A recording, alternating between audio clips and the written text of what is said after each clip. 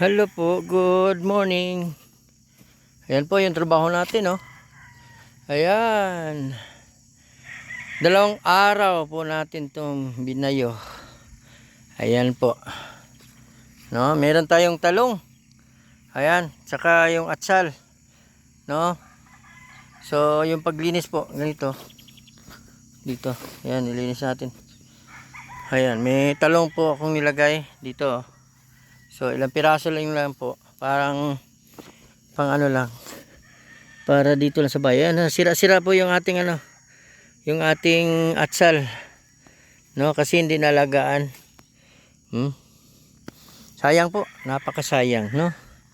So ito naman in 1 week po kasi nakakuha ko rito sa isang linggo ng ng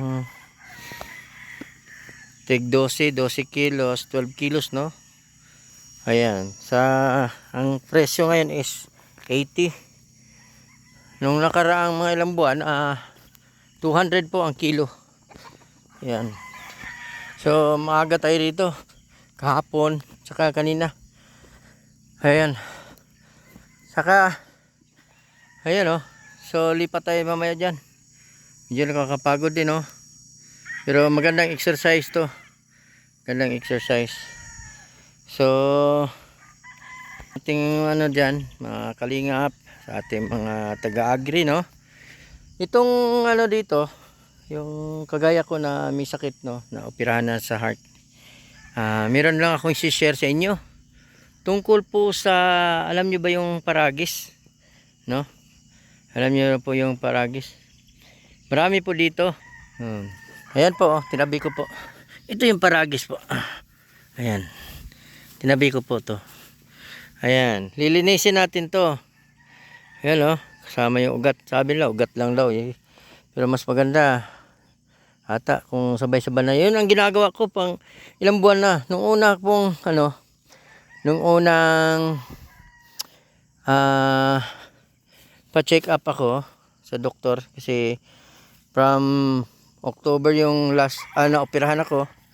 So November, December, January na ako nagpa-check up.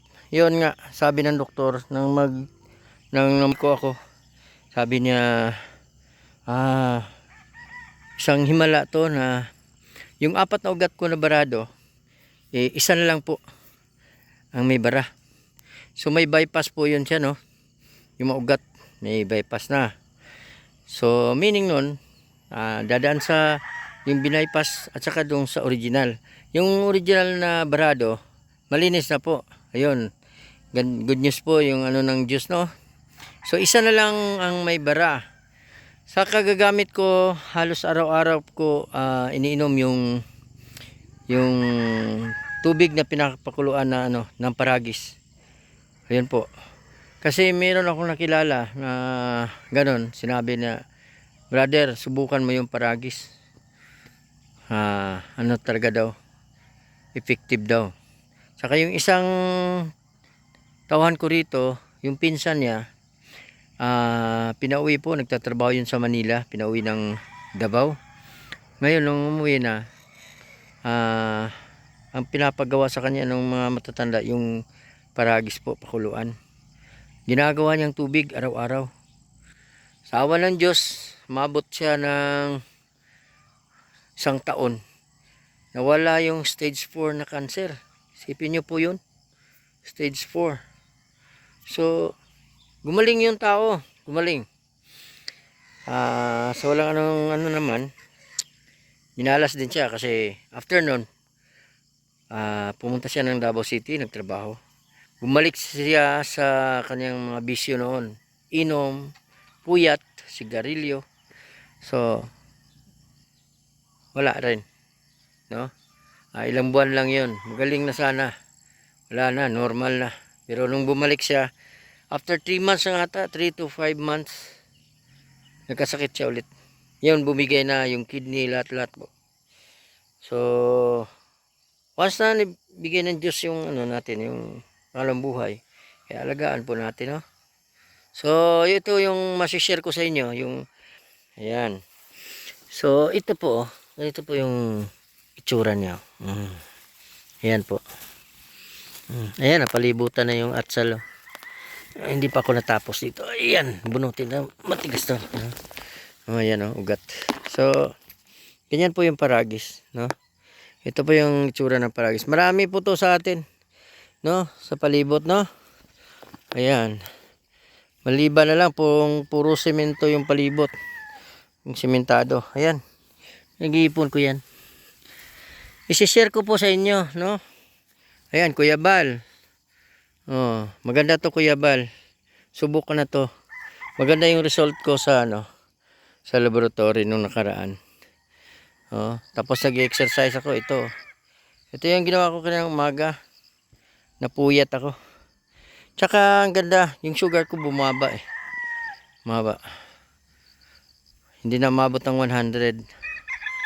Dati yung sugar ko abot ng 300. So sa paggamit ko dito ng paragis at saka yung gumanda yung yung mga ugat ko sa heart at saka yung resistensya ko maganda eh. At saka yung sugar ko bumaba. Ayan, ito yung trabaho ko kaninang umaga. Kahapon, doon naman ako kahapon. Ayun. So ito na naman mamaya. Pakahaba pa pupunta doon. So, ako lang mag-isa dito. Kaya, maganda kasi ito. Every week po,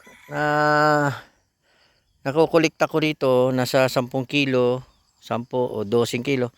So, nasa 800 minsan. Depende po sa presyo. Nung nag 200 po, laking pera po yun, no? Kahit 10 kilo lang. So, may 2,000 ka. Oh. Yung gamot ko is around 1,600 every week po. Yung maintenance ko. So, laking tulong din to. Malaking tulong, may exercise ka pa, At saka, po, minsan, pag na-deliver ko doon, barter na lang kami ng gulay. Ayan. So, sipag lang po. So, ito na yung paragis. Okay, dali natin sa bahay, Papakita ko sa inyo kung paano gawin to. Napakaganda po. Napakaganda. Ayan yung mga alaga ko. Hello. Hi, Meme. Meme. You want me? Ayan, puro babae ito. Ayan, punta tayo sa bahay. Okay. Ayan po mga kalingap, Ito yung binabad natin kahapon. So, babad po natin, Ayan. See? Ayan, So, medyo madali na lang to, Ayan, tatapon natin to. Palitan natin bagong tubig. Then, ito namang bagong kuha natin yung ating ibabad dito. So, regards po, Kuya Rab. Ayan, Kuya Rab Matubang. Ito si Darius, Napakalaki na ni Darius. Sus, naku, Darius. So, dito na tayo. Ito yung bago. Nakuha natin kanina. So, babad natin to. Meron tayong tubig. Itong tubig dito po, galing po doon sa, sa parang merong lake doon sa taas. So, unlimited po ang tubig dito. Walang tigil. Ayun. Yung ibabad natin dito, yung bagong kuha. So, ito yung bago, So, pangbukas naman yan. Ayan lang po. Simple lang. Ayan. Tatabi natin dyan. Baka babad. Okay. So, ito yung bago. So, lilinisin po natin to. Then, sasalang natin. Lagyan ng tubig. Sandali. Ayan na po, So, lilinisin natin to. Ayan, Yung, kasi, daming lupa nakadikit sa sa ugat-ugat. Ayun. Ito hindi to paragis, Ayan lang po. Linisin na maayos, Tapos sa malaking kaldero.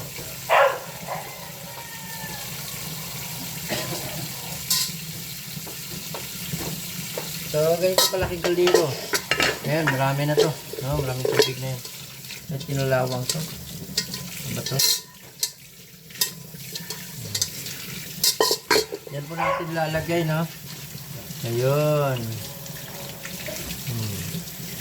So,